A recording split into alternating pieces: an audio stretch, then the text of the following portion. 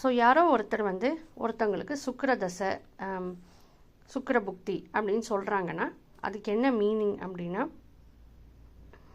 அவங்க life cycle எங்கே start ஆகிருக்குன்ற point பிறக்கிறப்போ இருக்கிற நட்சத்திரத்தோடைய அதிபதி அப்படிங்கிறத வச்சு ஸ்டார்ட் பண்ணி இப்போ இருக்கிற ஏஜில் இந்த சைக்கிளில் அவங்க எங்கே இருக்காங்க.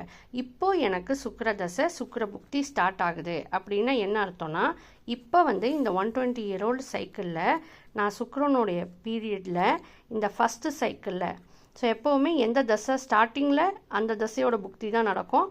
அப்புறம் இதே ஆர்டரில் தான் மூவ் ஆகும். ஸோ சுக்கிரனுக்கு அப்புறம் சூரிய புக்திக்கு அப்புறம் சந்திர புக்தி அப்படி தான். ஸோ அதுக்கு என்ன மீனிங்னா இந்த லைஃப் சைக்கிளில் நம்ம இப்போ எங்கே இருக்கோம் அப்படின்னு தான் அர்த்தம்.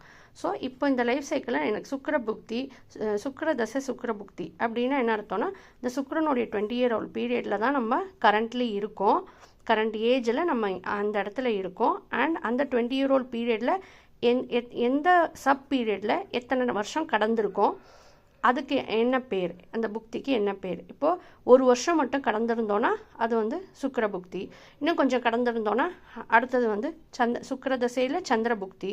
இப்படி போய் கடைசியாக சுக்கிரதசையில் புதன் புக்தி வரும்.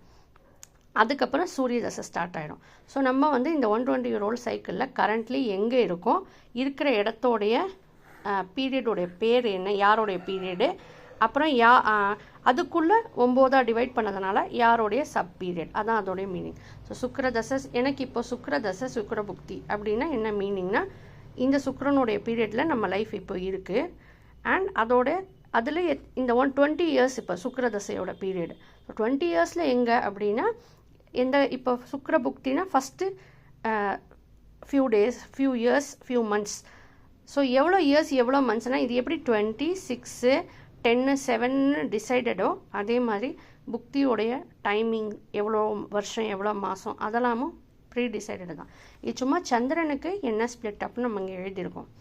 இதுவுமே டிசைடட் தான். நம்ம வந்து இது ஒரு ஸ்டாண்டர்ட் இன்ஃபர்மேஷன் இந்த சப்ஜெக்டில். இது எப்படி டிவைட் பண்ணியிருக்கோம், ஒவ்வொரு செக்மெண்ட்டையும் எப்படி 9 டிவைட் பண்ணியிருக்கோன்றதுக்கான இன்ஃபர்மேஷன் தான் இது. ஸோ அந்த இன்ஃபர்மேஷன்னா இந்த எந்த தசை அண்ட் அதுக்குள்ளே என்ன பீரியட். ஸோ அந்த பாயிண்ட்டை மார்க் பண்ணால் நம்ம இப்போ எங்கே இருக்கோம், இந்த 120 year old சைக்கிளில் நம்ம இங்கே எங்கே இருக்கோம் அதை தெரிஞ்சுக்கிறது தான் தசா புக்தி. ஸோ ஃபைனலாக நம்ம வந்து தசைனா என்ன, புக்தினா என்னென்னு.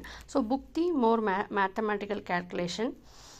நிறையா ஹாரோஸ்கோப் பார்த்துட்டே இருந்தால் நமக்கு ஈஸியாக சுக்கிர தசையாக 20 வருஷம் இருக்கும், சந்திர தசையா 10 வருஷ தசை அப்படிங்கிறது காமனாக தெரியும்.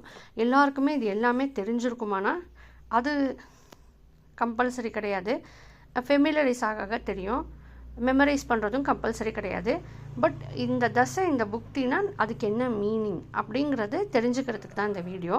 ஸோ இப்போது யார் நமக்கு என்ன தசை என்ன புக்தின்னு சொன்னாலும் அதுக்கு ஆக்சுவலாக என்ன மீனிங், அது எங்கேருந்து வருது அப்படிங்கிறத நம்ம இங்கே சொல்லியிருக்கோம். ஸோ அது புரிஞ்சுக்கிறதுக்கு தான் இந்த வீடியோ நம்ம இந்த 120 year old லைஃப் சைக்கிளை நம்ம எக்ஸ்பிளைன் பண்ணியிருக்கோம் இங்கே.